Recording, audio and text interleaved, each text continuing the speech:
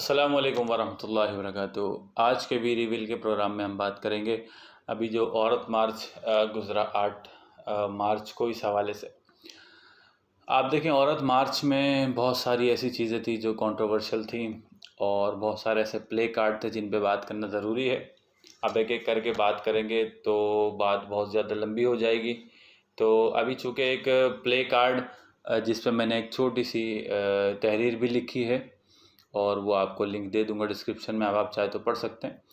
تو سوچا اس حوالے سے پہلے گفتگو کر لی جائے، وگرنہ اس کے علاوہ بھی کئی ایسے پلے کارڈ 8 مارچ میں موجود تھے جن سے خاص طور پر مسلمانوں کے دلوں کو بہت زیادہ ٹھیس پہنچی ہے، اور ہمارا کام یہ ہے کہ ہم اس کے اندر اپنا جو حصہ ملا سکیں، یعنی اپنے طور پہ جو کر سکیں ہمیں وہ کرنا چاہیے۔ میں بول سکتا ہوں، لوگوں کو آگاہی دے سکتا ہوں، تو مجھے وہ کرنا چاہیے۔ میں لکھ سکتا تھا، میں نے لکھ دیا۔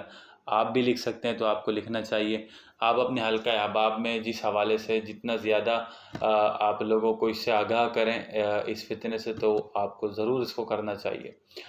آپ دیکھیں ایک پلے کارڈ ہے جو ایک خاتون نے اٹھایا ہوا، اسکرین پہ بھی آپ دیکھ سکتے ہیں۔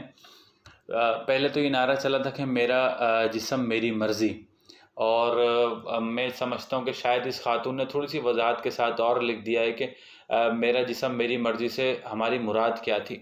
تو پہلی بات انہوں نے لکھی میرا جسم میری مرضی، اس کے ساتھ لکھا میرے اعضاء میری مرضی۔ آپ دیکھیں سب سے پہلے تو ہمیں اس چیز کا تعین کرنا ضروری ہے کہ آیا کہ یہ جو جسم ہے ہمارے پاس، کیا یہ ہمارا ہے اور اس پر ہماری مرضی چل سکتی ہے؟ اگر ہمارے جسم پر ہماری مرضی چلتی تو کوئی بھی شخص جو ہے وہ کسی بھی بڑی بیماری کا شکار نہ ہوتا، کسی کو جسمانی بیماری لاحق نہ ہوتی۔ آج کل ڈائبٹیز اور کینسر اس طریقے کے امراض ہیں جو تقریباً لوگوں میں بڑھتے جا رہے ہیں۔ اگر ہمارا جسم ہوتا تو ہمیں جو ہے اس قسم کی بیماری کو سامنا ہی نہیں ہوتا۔ اور پھر میرے اعضاء میری مرضی، اس کا مطلب کیا ہے؟ یعنی کیا ہم اپنے اعضاء کی درستگی پر، اپنے پارٹس آف باڈی کی درستگی پر ہم قادر ہیں؟ مطلب ہم اپنے بال بڑھنے سے تو روک نہیں سکتے، ہم اپنے اعضاء کو کیسے کنٹرول کر سکتے ہیں؟ انسان کو فالج ہو جاتا ہے، اس کا ہاتھ مفلوج ہو جاتا ہے، پاؤں اس کا مفلوج ہو جاتا ہے، تو انسان جو ہے وہ بے بس ہو کر رہ جاتا ہے، مجبور ہو کر رہ جاتا ہے۔ اتنا زیادہ مجبور انسان، اتنا زیادہ بے بس انسان، اس کو اس بات میں غرور کہاں سے آ گیا، تکبر اس میں کیسے پیدا ہو گیا، اس کو یہ غلط فہمی کیسے پیدا ہو گئی کہ میرا جسم میری مرضی یا میرے اعضاء میری مرضی؟ یعنی کہ ایک چیز جو آپ کو بھیک میں دی گئی ہے، اللہ تبارک و تعالیٰ کی طرف سے آپ کو عطا ہے وہ چیز، ایک ملی ہوئی چیز پہ آپ کو اتنا تکبر کہاں سے آ گیا؟ مجھے تو اس بات پر بڑی حیرت ہوتی ہے۔ اور مزید اس کی وضاحت ہے میرا حمل میری مرضی، یعنی میرا حمل میری مرضی، انا للہ و انا الیہ راجعون۔ یعنی کیا انسان کا اپنا حمل ذاتی ہوتا ہے؟ کیا انسان اس چیز پر قادر ہے کہ وہ یعنی حمل ٹھہرا سکے اپنے اندر؟ اگر اس طریقے کا معاملہ اگر ہوتا انسانوں کے ساتھ تو کوئی بھی دنیا میں بے اولاد نہیں ہوتا، یعنی بے اولادی کا تو خاتمہ جڑ سے ہو چکا ہوتا۔ انسان جتنی چاہتا اولادیں پیدا کرتا۔ ہم جانتے ہیں کہ ایک شرح ان لوگوں کی موجود ہے جن کو اللہ تبارک و تعالیٰ نے بیٹے نہیں دیے، جن کی صرف بیٹیاں ہیں۔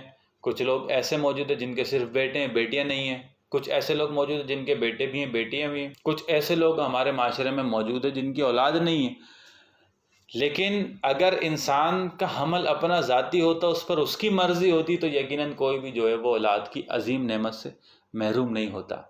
ویسے میں سمجھتا ہوں شاید اس کا مطلب کہیں یہ تو نہیں کہ میرا حمل میری مرضی، یعنی جب میرا حمل ہے تو اب میری مرضی ہے کہ میں اس کو رکھوں یا ضائع کروں۔ اگر یہ مطلب ہے تو انا للہ و انا الیہ راجعون۔ اللہ تعالیٰ تو اس چیز سے ہم سب کو محفوظ رکھے، اس تکبرانہ جملے سے۔ پھر ہے میری شادی میری مرضی۔ آپ دیکھیں میری شادی میری مرضی، ٹھیک ہے، اسلام اس بات کی اجازت دیتا ہے، لڑکا ہو یا لڑکی ہو، اور خاص طور پر لڑکیوں کے حوالے سے، کہ ان کی مرضی کے بغیر شادی نہیں کرنی چاہیے، یعنی ولی جو ہے وہ بھی راضی ہو، لڑکیاں بھی راضی ہوں، اور پھر جو ہے باہمی رضامندی سے شادی کرنی چاہیے۔ لیکن یہاں پر اگر صرف اتنی ہی بات ہوتی تو بات سمجھ میں آنے والی تھی کہ ٹھیک ہے یہ بات، یہ مطالبہ سمجھ میں آتا ہے۔ لیکن یہاں پر میری شادی میری مرضی سے مراد یہ ہے کہ میں فری ہوں، میں کچھ بھی کروں، میں لڑکے کو چوائس کروں، دیکھوں، ملوں، ڈیٹنگ کروں اس کے ساتھ، اس کے بعد جب وہ لڑکا مجھے پسند آ جائے اور میں اس لڑکے سے شادی کرنے کی ضد کروں گھر والوں کے حوالے سے، گھر والوں سے، تو گھر والے اگر نہ کریں تو پھر میں کہوں کہ بھائی شادی تو مجھے کرنی ہے تو مرضی بھی میری ہونی چاہیے۔ یہ جو آپ نے پری پروسیس چلایا شادی کا، تو یہ تو آپ کی مرضی تھی یقیناً، لیکن یہ مرضی تو اسلام نے اس کی اجازت تو نہیں دی۔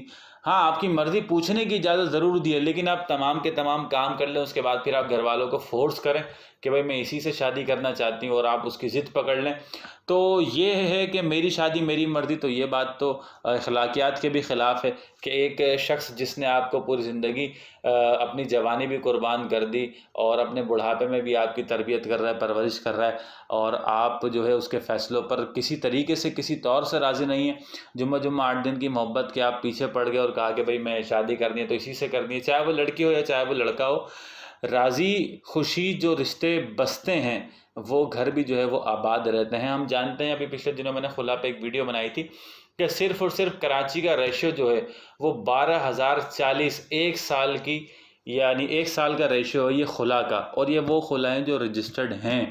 جو ڈائیورس ہوتی ہیں، جو گھریلو ناچاکیاں ہو کر آپس میں بیٹھ کر علیحدہ کر دیا جاتا ہے، اس کی میں بات نہیں کر رہا، یہ صرف وہ ہیں جو آن دا ریکارڈ موجود ہیں۔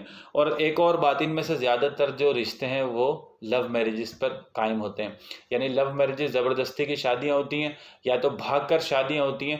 اگر آپ اپنے ارد گرد کے معاشرے کا جائزہ لیں، آپ میڈیا پر دیکھ لیں، یا پھر اگر آپ عدالتوں کا چکر لگا کر دیکھیں تو آپ کو پتہ چلے گا کہ ہر 10 میں سے 2-3 لڑکیاں جو ہیں وہ گھر سے بھاگ رہی ہیں، اور اس کا نتیجہ کیا نکلتا ہے؟ ہاتھوں کی مہندی ابھی اترتی نہیں ہے کہ وہ کورٹ میں خلا لینے کے لیے کھڑی ہوئی ہوتی ہیں۔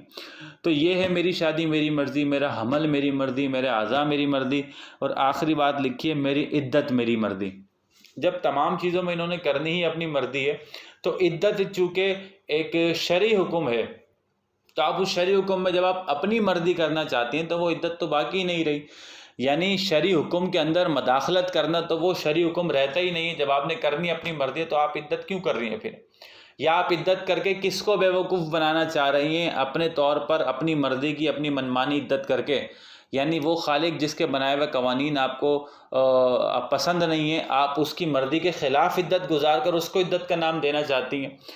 یعنی ایسی عورتوں کے لیے تو وہی دور صحیح تھا کہ عرب کا جو دور جہالت تھا، بلکہ اور بھی کئی اور ممالک میں بھی ایسا ہی تھا کہ عورتیں جب بیوہ ہوا کرتی تھیں تو ان کو جو ہے شہر سے باہر ایک جگہ مختص تھی، وہاں چھوڑ کے آ جاتے، وہیں ان کو کھانا پہنچاتے رہتے، پانی پہنچاتے رہتے، وہیں اپنی زندگی گزارتی، نہ وہ نہا سکتی، نہ پاک صاف ہو سکتی، اور 1 سال تک وہ اس جنگل میں، اس سنسان جگہ میں زندگی گزارتی، اور 1 سال کے بعد ان کی حالت ایسی ہوتی تھی کہ اگر وہ کسی جانور پر ہاتھ رکھ دیں تو وہ جانور مر جائے، یعنی اتنی زیادہ عورتوں کے ساتھ زیادتی کی جاتی تھی۔ بلکہ آج بھی کئی ممالک میں ایسا ہوتا ہے، جو لوگ سوشل میڈیا سے واقف ہیں، نیشنل جیوگرافک، ڈسکوری وغیرہ پہلے جب ہم دیکھتے تھے ٹی وی پر، تو اس طریقے کے آج بھی ایسے قبائل موجود ہیں جہاں پر عورت اگر بیوہ ہو جاتی ہے تو اس کو اپنے شوہر کے ساتھ زندہ دفن کر دیا جاتا ہے، زندہ دفن کر دیا جاتا ہے۔ کیا آپ کو وہاں بھیج دیا جائے جہاں پر عورتیں اگر بیوہ ہو رہی ہیں تو شوہر کے ساتھ ان کو دفنایا جا رہا ہے، یا عورتیں بیوہ ہو رہی ہیں تو شوہر کے ساتھ ان کو جلایا جا رہا ہے؟ اسلام جس نے آپ کو لائف اسٹائل دیا، آپ کو زندگی گزارنے کے بہترین طریقے، بہترین اسلوب بتائے، اسلام جس نے آپ کو زندگی دی، آپ کو وہی اسلام ناپسند ہے، آپ اسی اسلام سے جو ہے متنفر ہیں، آپ اسی اسلام سے برہم ہیں، بخدارہ اپنے الفاظوں پر، اپنے جملوں پر، اپنے اس قسم کے پلے کارڈز پر تھوڑا غور کریں، کہیں ایسا نہ ہو کہ یہی پلے کارڈز صرف سبب بن جائیں اور یہی پلے کارڈز کافی ہو جائیں آخرت میں آپ کی پکڑ کا۔ اللہ تعالیٰ ہم سب کو محفوظ رکھے۔ السلام علیکم ورحمۃ اللہ وبرکاتہ۔